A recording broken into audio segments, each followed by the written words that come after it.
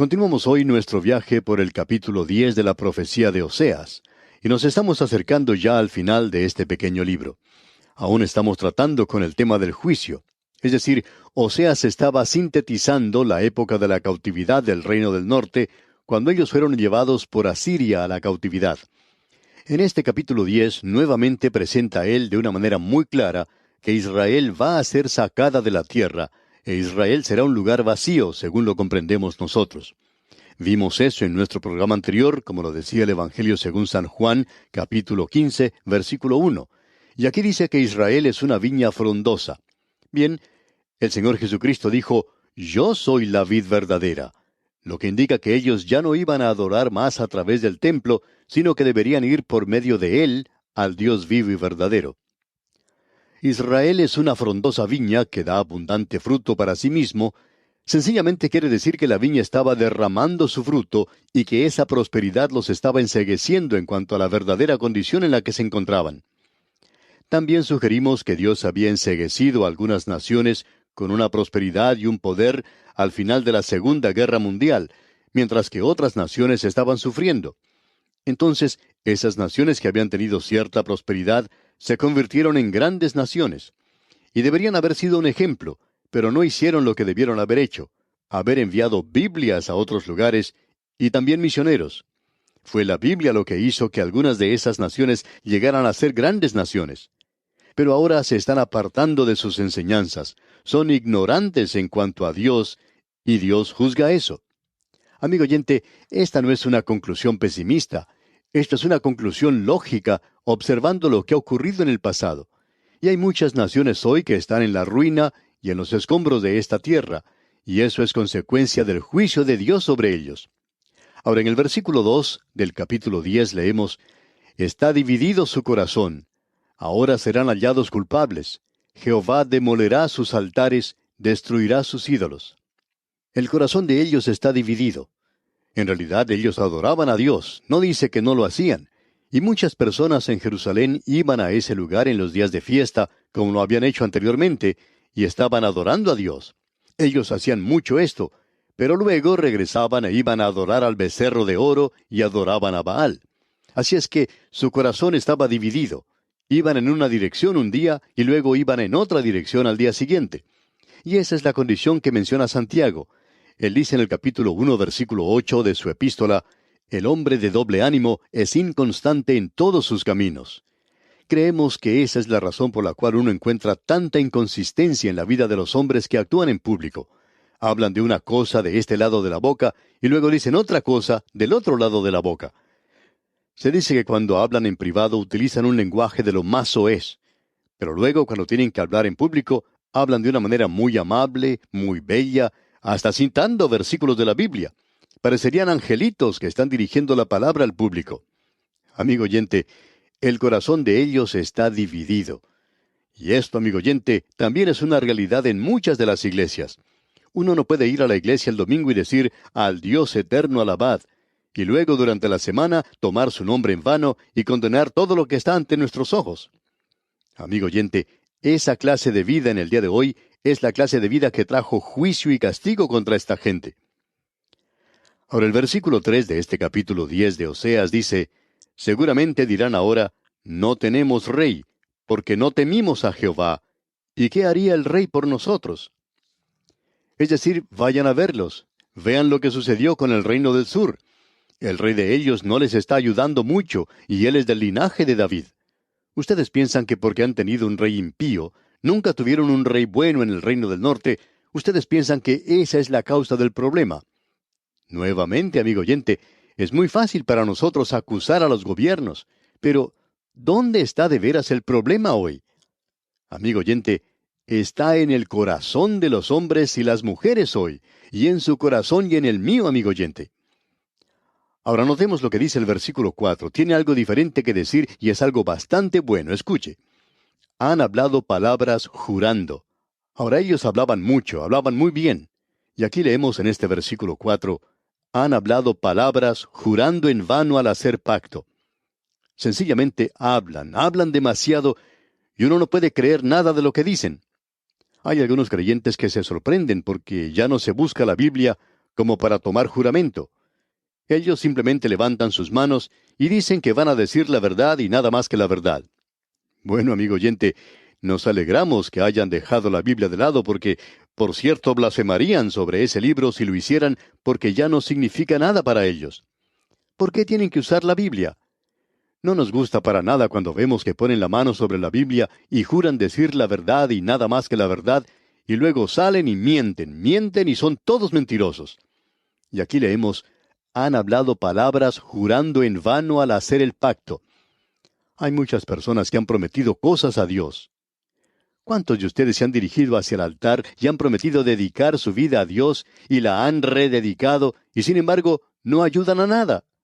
Amigo oyente, tenemos que hablar claramente con Dios en el presente. Y en la segunda parte de este versículo 4 dice, por tanto, el juicio florecerá como ajenjo en los surcos del campo. Así es como el juicio está acercándose sobre usted, amigo oyente. Ahora, en la primera parte del versículo 5 de este capítulo 10 de Oseas, leemos, por las becerras de Betavén serán atemorizados los moradores de Samaria. Betavén es una expresión de ridículo para Betel. Lo que Oseas está diciendo es que el uno está celoso del otro. ¿Quién es el que tiene el becerro más grande? ¿O quién es el que tiene más oro que el otro? Porque su pueblo lamentará, dice aquí. Y nosotros nos jactamos de cosas así hoy. ¿Quién es el que tiene el automóvil más grande o el mejor? Queremos ser más o mejores que nuestros vecinos. Ellos compraron una casa que es grande, así es que nosotros vamos a comprar una que sea más grande que la de ellos. Tenemos que superarlos siempre. Y esto es lo que esta gente estaba haciendo. Y en todo el versículo 5 entonces leemos, por las becerras de Betavén serán atemorizados los moradores de Samaria, porque su pueblo lamentará a causa del becerro, y sus sacerdotes que en él se regocijaban por su gloria, la cual será disipada. Dios dice, de todo esto de que os habéis jactado en vuestra religión, llegará el día cuando la gloria se apartará y se escribirá sobre cada puerta Icabod. Usted puede notar ahora lo que dice aquí el versículo 6. Dice, aún será él llevado a Asiria como presente al rey Jareb. Efraín será avergonzado, e Israel se avergonzará de su consejo. Él dice, si ustedes realmente se quieren enterar, ese becerro de oro que tienen allí en Samaria y el otro que está allá en Betel van a ser llevados y entregados como regalo.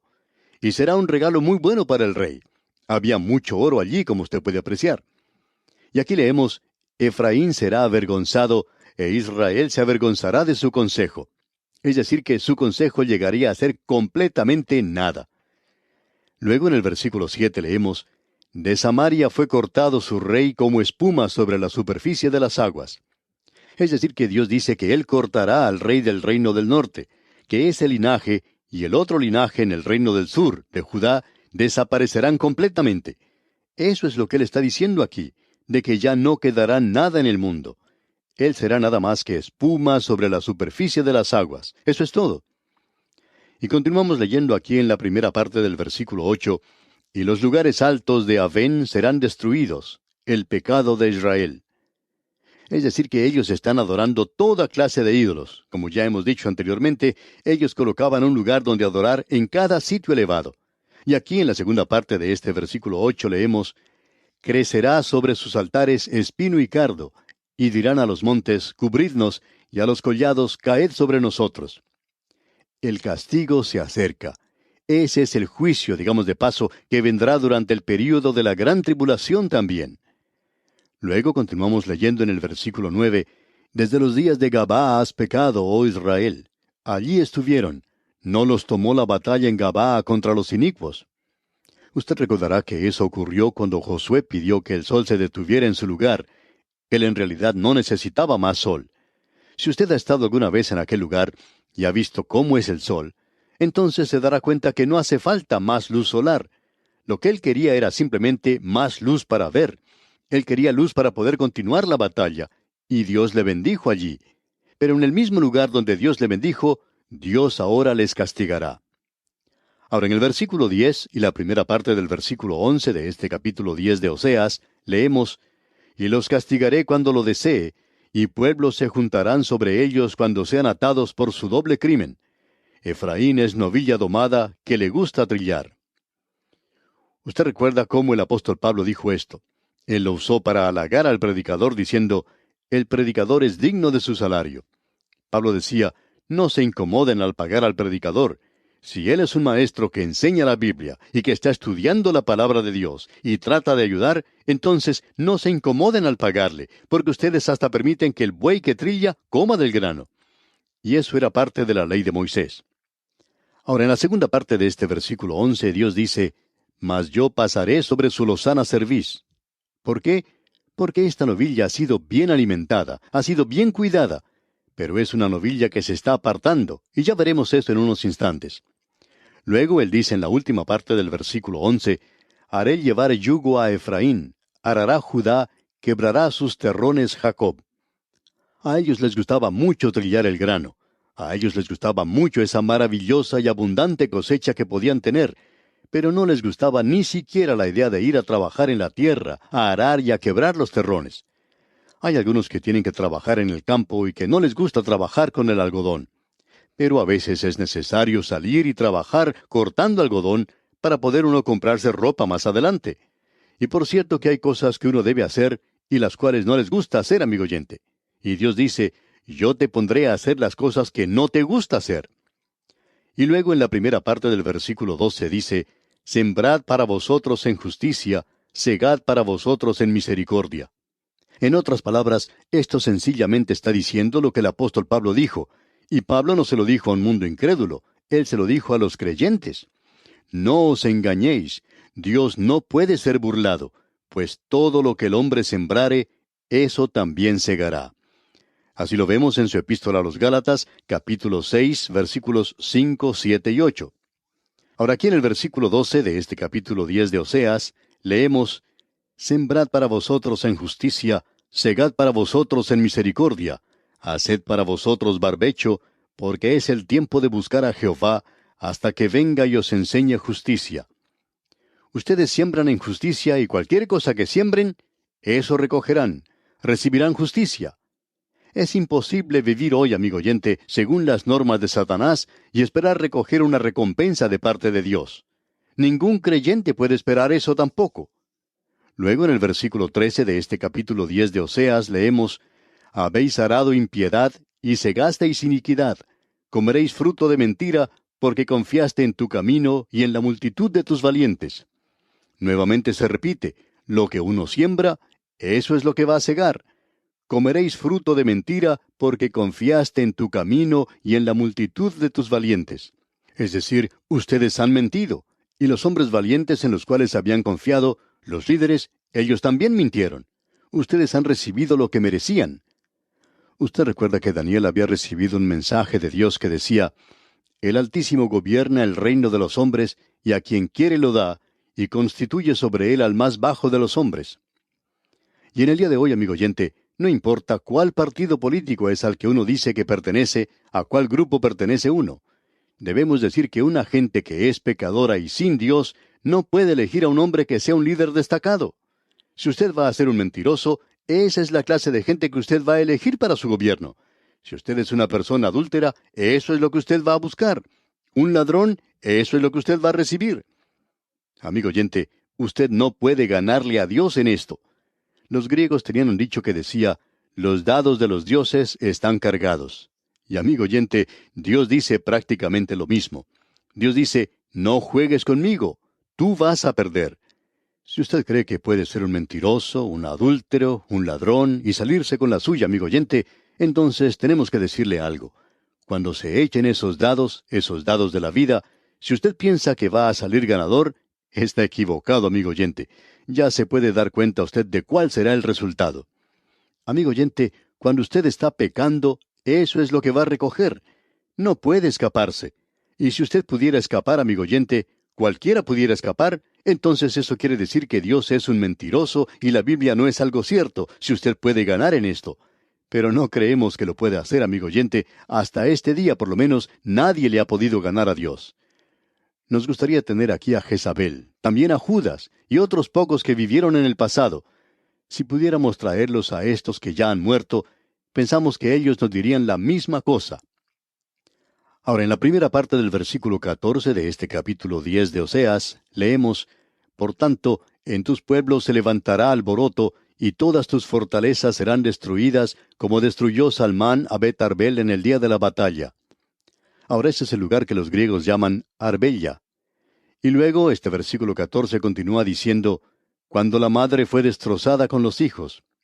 Ese era el método que usaban no solo los asirios, sino que los babilonios lo utilizaron más adelante. Usted recordará que esa era la oración de aquellos que oraban diciendo, lo que nos pasó cuando nuestros niños fueron quitados y sus cabezas estrelladas contra la peña, sea eso lo que les suceda a Babilonia. Ese era un método terrible, brutal, incivilizado el que se usaba. ¿Y qué queremos decir con esto? Los terribles crímenes que tienen lugar en nuestros propios días, causados por aquellos que están bajo el efecto de las drogas o la nueva moralidad, no es nada diferente, amigo oyente, a lo que estos paganos hacían, tomando a una criatura y arrojándola contra las rocas. Cierto hombre dijo en una ocasión, el día que envié a mi hijo a la universidad, hubiera preferido yo llevarlo al cementerio y sepultarlo. Es decir que hubiera sido mejor si cuando era niño se le hubiera quebrado la cabeza en algún rito pagano del pasado. Pero los paganos del presente están siendo aprobados por muchos. Amigo oyente, ya nos encontramos bien avanzados en el camino que han recorrido otras naciones. Ahora el versículo 15 de este capítulo 10 de Oseas dice, así hará a vosotros Betel por causa de vuestra gran maldad. A la mañana será del todo cortado el rey de Israel. Eso pasó cuando vinieron los asirios, y de la noche a la mañana ellos fueron llevados a la esclavitud en Asiria. Llegamos ahora al capítulo 11. Y aquí una vez más podemos ver que Israel da las espaldas a Dios. Debe ser juzgada, pero Dios no lo quiere abandonar. ¿Sabe por qué? Porque Dios les ama. El énfasis hasta ahora ha sido en la desobediencia del pueblo de Dios. Pero aquí se nos presenta algo un poco diferente. ¿Sabe usted lo que es todo eso? Es el amor de Dios. ¿Y cuán maravilloso es? Comenzamos ahora con un versículo que quizás sea un poco extraño. El versículo 1 de este capítulo 11. Escuche usted. Cuando Israel era muchacho, yo lo amé, y de Egipto llamé a mi hijo. Esto nos habla en primer lugar de la nación de Israel. No hay ninguna duda en cuanto a eso. Y la verdad es que nos habla de una relación muy allegada. Va hacia el pasado, cuando Dios dijo, Israel como una nación era mi hijo, y yo le saqué de Egipto. No lo saqué de Egipto porque era un pueblo maravilloso y me estaba sirviendo. No lo estaban haciendo. Eran personas que estaban en la idolatría. Los saqué de Egipto porque los amaba. Y amigo oyente, esa es la razón por la cual Él nos salvó a usted y a mí. No es la base de la salvación, pero es el motivo de la salvación. Detrás de la redención que tenemos en Cristo existe el hecho de que Él murió porque de tal manera amó Dios al mundo. Y aquí dice, cuando Israel era muchacho, yo lo amé. Dios dice, lo saqué de Egipto porque le amaba, no porque era digno, no porque realizaban buenas obras. Yo les amaba, esa era la base. Ahora Oseas dice algo aquí y Mateo dice que esto se aplica al Señor Jesucristo. Y quizá alguien puede preguntar, ¿y quién tiene razón? ¿Oseas o Mateo? Bueno, los dos tienen razón. Esa es una aplicación de lo que se menciona. Esto quiere decir que este joven nació en Belén y él es identificado con esta gente. Él es un israelita. Usted puede preguntarle a la mujer de Samaria, cuando él se acercó a ella en el pozo de Jacob. Ella dice, allá en el Evangelio según San Juan, capítulo 4, versículo 9, ¿cómo tú, siendo judío, me pides a mí de beber que soy mujer samaritana?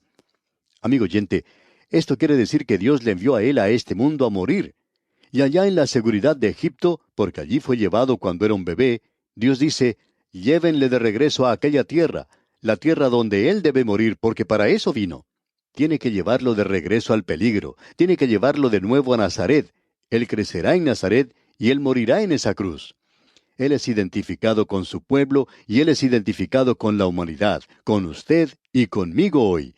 Porque de tal manera amó Dios al mundo que ha dado a su Hijo unigénito. ¿Qué versículo más maravilloso es este que tenemos aquí, amigo oyente? Y así concluimos nuestro estudio de hoy. Será hasta nuestro próximo programa. Que Dios le bendiga en gran manera, es nuestra ferviente oración.